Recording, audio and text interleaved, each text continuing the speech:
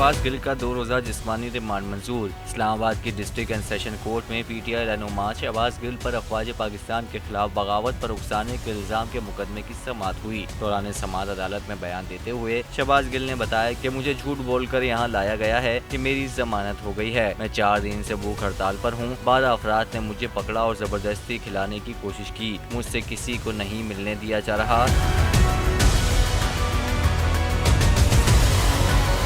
اسلام آباد high court کا حکم نامہ نہ ہونے کی وجہ سے سماعت 1:30 بجے تک ملتوی کر دی گئی۔ بعد ازاں کیس کی سماعت ہوئی، جس کے دوران پی ٹی آئی وکیل نے کہا کہ شہباز گل نے بیان دیا ہے کہ برہنہ کر کے تشدد کیا گیا۔ بعد ازاں عدالت نے فریقین کے دلائل سننے کے بعد شہباز گل کو 2 روز کے جسمانی ریمانڈ پر پولیس کے حوالے کر دیا اور ملزم کو 24 اگست کو پیش کرنے کا حکم دیا۔